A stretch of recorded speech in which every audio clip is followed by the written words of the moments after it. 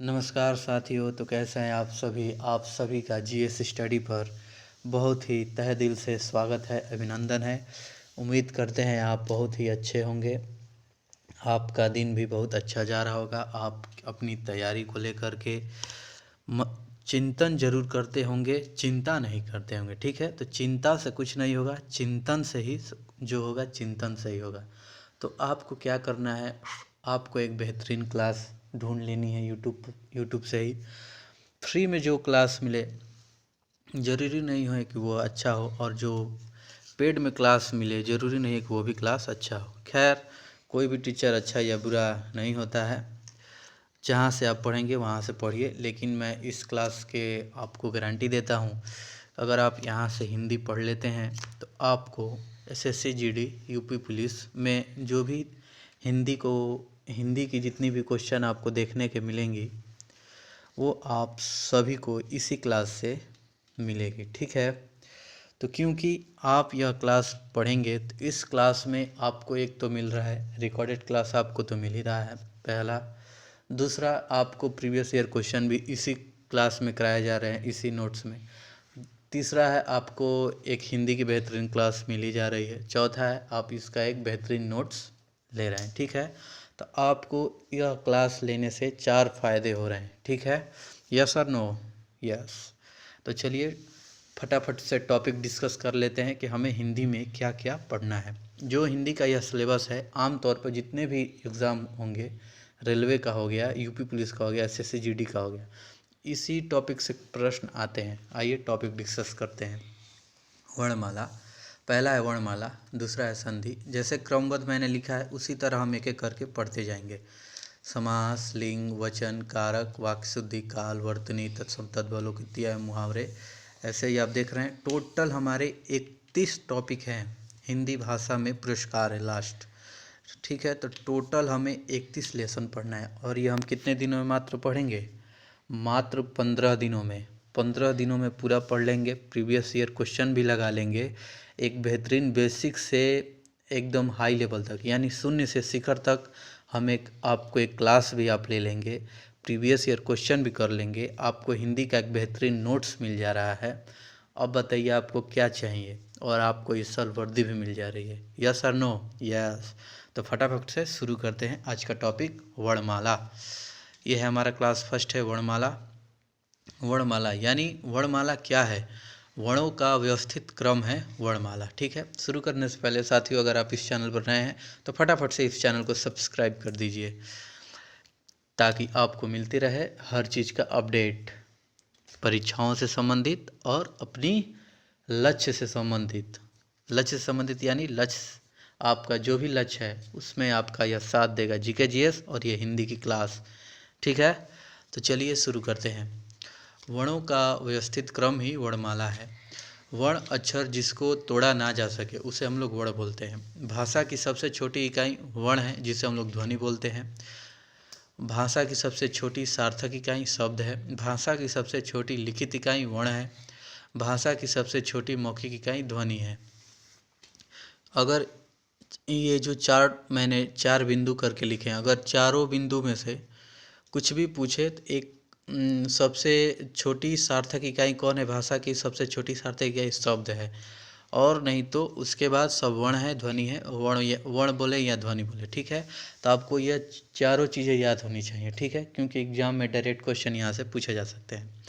जितने भी मैंने टॉपिक तो मैंने लिया है, और जितने भी मैंने एग्जाम्पल रखे हैं वो सारे प्रीवियस ईयर क्वेश्चन हैं। ध्यान से सुनिए, जितने भी मैंने एग्जाम्पल रखे हैं वो सारे प्रीवियस ईयर क्वेश्चन हैं। ठीक है, अब आइए वर्ण के भेद जान लेते हैं। वर्ण के भेद 2 हैं, स्वर और व्यंजन। स्वर क्या है? जो भी वर्ण स्वतंत्र रूप से बोले जाएं, जैसे अ, आ, ई, उ, ऐसे, ये सब स्वतंत्र है।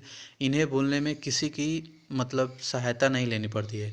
और व्यंजन में इससे सहायता लेनी पड़ती है, जैसे क, ख, जैसे ग, तो जैसे क है तो क में प्लस अ है, क। ध्यान से सुनिए, ग, ट, थ, आ रहा है ना, तो ये बिना सहायता से ये बोला ही नहीं जा सकता है। ठीक है, तो इसे हम लोग व्यंजन बोलते हैं। समझ गए आप? और फटाफट से इस पर ध्यान दीजिए, अंग और अह यह अयोगवाह है। क्या है? अयोगवाह, जिसे हम लोग अनुस्वार, अंगः ये अनुस्वार है, अह कौन है? विसर्ग है, ठीक है। अब आइए, लिखने के आधार पर स्वरों की संख्या कितनी है? 11, और बोलने के आधार पर स्वरों की संख्या कितनी है? 10, जिसमें री नहीं आता है, ठीक है। स्वरों के प्रकार, आइए स्वरों के प्रकार जान लेते हैं।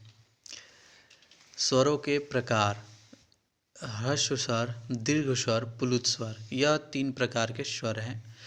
बोलने में कम समय लगे, अ, ई, उ, री, यह 4 हैं, यह ह्रस्व स्वर है, ठीक है। दीर्घ स्वर कौन कौन सा है? आ, ई, उ, ए, ओ, औ। देखिए इसमें लंबा समय लगेगा, यानी दीर्घ समय लग रहा है, यानी ह्रस्व स्वर से अपेक्षा दीर्घ स्वर में थोड़ा ज़्यादा समय अब इसे बोलना है अ, ई, उ, री, ऐसे आप बोल सकते हैं। ये ह्रस्व स्वर कितने हैं? 4। दीर्घ स्वर कितने हैं? 7, जिसे हम लोग संयुक्त स्वर भी बोलते हैं। अब प्लुत स्वर कितने हैं? ह्रस्व स्वरों से 3 गुना समय लगे, ओम, शूम, जैसे ये सब ये कितनी है? ये प्लुत स्वर है, ठीक है। और ये 3 गुना समय लेते हैं, जिसको खींच कर बोला जाए, ओम, लोढ़ा, ऐसे ये वाले शब्द हो गए, ठीक है। अब आइए, ये बहुत ही शानदार है, आप इसे याद कर, यहाँ से क्वेश्चन बनते हैं, ठीक है। मुझे यहाँ पर लिख देना चाहिए था कि ये प्रीवियस ईयर, यही गलती हो गई है। आप क्या करेंगे, आप बस ऐसे समझिए, जो भी मैं इसमें एग्जाम्पल दिया हूँ, कोई भी चीज़ को मैंने प्रश्न और उत्तर में करके समझाया है, तो आप समझिए कि वो प्रीवियस ईयर क्वेश्चन है। एसएससी जीटी में, यूपी पुलिस में ये पूछे गए हैं विगत परीक्षाओं में, जितने भी परीक्षाएँ हुई हैं, ठीक है। अब आइए, मुख खुलने के आधार पर स्वरों का वर्गीकरण है। संवित्र स्वर, जिसे हम लोग सुई बोलते हैं, अर्ध अर्ध संवित्र स्वर, विवित्र स्वर, अर्ध विवित्र स्वर। संवित्र स्वर कौन कौन से हैं? उ, ई, ये क्या है? संवित्र स्वर है, जिन स्वरों के उच्चारण में मुख लगभग बंद हो, उसे हम लोग संवित्र स्वर। जैसे आप अपने अभी आप एग्जाम्पल ले लीजिए और अपने आप ये ट्राई कीजिए। अब बोलिए उ, ई, यह मतलब इसे बोलने में मुख को थोड़ा बहुत खोलना पड़ा है, ठीक है। जो अर्ध संवित्र है, ये जिन स्वरों के उच्चारण में मुख आधा बंद हो, जैसे ओ, ए, इसमें देखिए आधा मुंह बंद हो रहा है। अब विवित्र में आ, यानी जिन स्वरों के उच्चारण में मुख पूरा खुलता है, आ, तो इसमें पूरा मुंह खुल जा रहा है, ठीक है। अर्ध विवित्र में अ, औ और ये हमारा हो गया। जिन स्वरों के उच्चारण में मुख आधा खुला हो, अ, औ, ए, आप इस पर ज़्यादा जोर मत दीजिए, बस आपको क्या करना है, इन चीज़ों को याद कर लेना है, कौन संवित्र स्वर है, कौन अर्धविविक्त स्वर है, ठीक है। ये 4 चीज़ें हैं, आप इसे जरूर याद कर लीजिएगा, ठीक है। और जीभ के आधार पर भी स्वरों का वर्गीकरण है, मध्य स्वर और पश्च स्वर और अग्रस्वर, ठीक है। हर एक चीज़ को मैंने बहुत ही आसान भाषा में लिख दिया है, आपको इससे बहुत ही आगे चल के फायदा होगा, ठीक है। अब आइए, ओष्ठाकृति के आधार पर वर्गीकरण, जो कि वृत्तमुखी है और अवृत्तमुखी है। वृत्तमुखी में उ, ओ, औ, यानी जिन स्वरों के उच्चारण में ओठ गोलाकार होते हैं। अगर जो भी शब्द बोलेंगे आप, अगर ओठ आपका गोलाकार हो गया तो समझिए वृत्तमुखी है, ठीक है।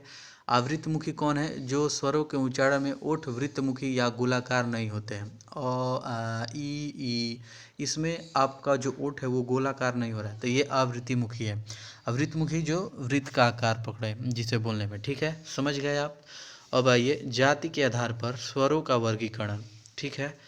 ये सजातीय हैं और एक विजातीय हैं। सजातीय में हमारा अ, आ, ई, उ यहाँ से आते हैं, और विजातीय में ए, औ, ए, यानी अ और ई मिल के बना है ए, ठीक है।